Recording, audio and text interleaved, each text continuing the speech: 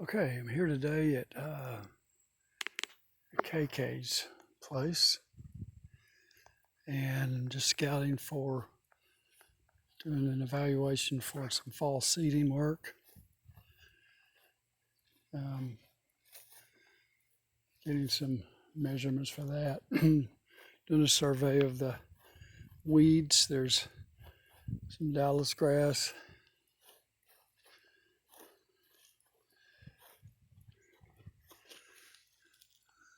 black medic.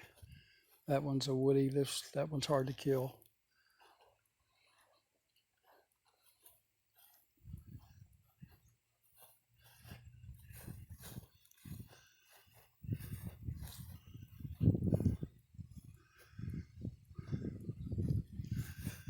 This slope it's been thinned significantly. It's going to need to be reestablished. Portion here, Dallas grass here. A lot of crabgrass, some Dallas grass again here. When I first saw this lawn, this front area was absolutely inundated with Dallas grass. There's one there, one over there. Most of what's in here though now is just crabgrass, and I believe there was a pre-emergent applied here in the spring. Probably control broke down through all the heavy rains. Here's some Dallas grass.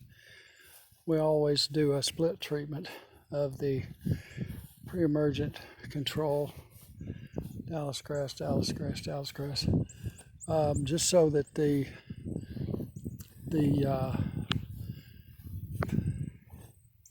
residual takes us through the end of the summer. So we do an early spring and a mid-spring treatment, and it's usually 12 to 14 weeks apart. Dallas grass.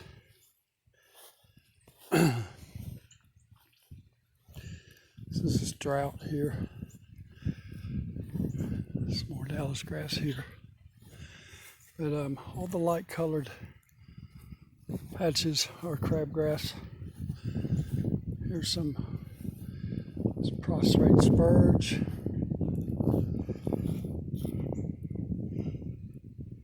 Nut sedge, Dallas grass.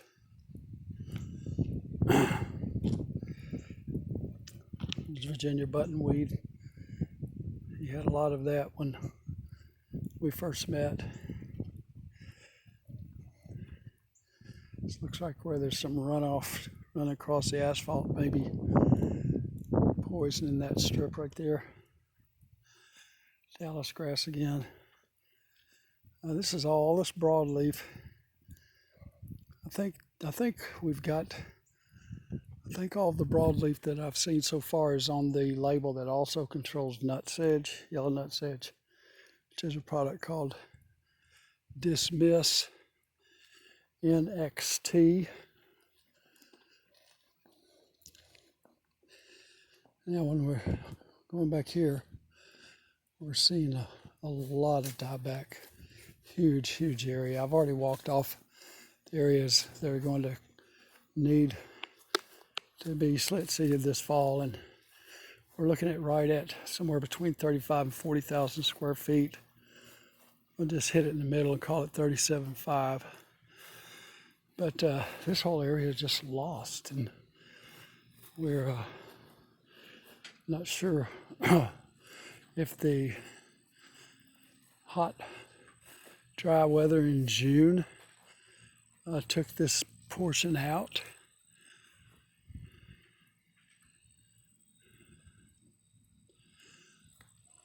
Or what happened. There's some Bermuda here. There's not much Bermuda here, but there is some scattered about. There's some. And then there's some more broadleaf here. And then there's yellow nut sedge. It looks like there's been some spraying done here to try to get out some of this nut sedge.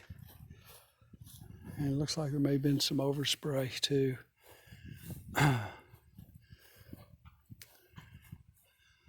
So, yellow nut sedge. There's a big patch of Bermuda right here. And I spoke to the homeowner about using a particular broadleaf herbicide called Triclopyr 4 by Alligator that can be applied to control all of the broadleaf that he has, but in it that it would effectively that the Bermuda is sensitive to it, so the Bermuda will go into early dormancy if the Triclopyr were used for the broadleaf problem. Then the Dismiss can be used. I believe it's got both nut sedge and a number of the grassy weeds on the label. Crabgrass, goosegrass, probably Dallas grass as well, but probably have to use it at a higher rate. So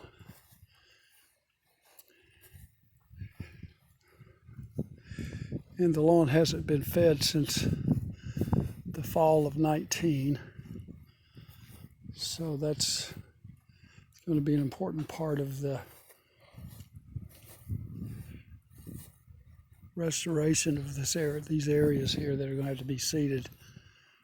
We can't fail to provide a good starter fertilizer with some root stimulants and developers to make sure that the crop comes in and does well.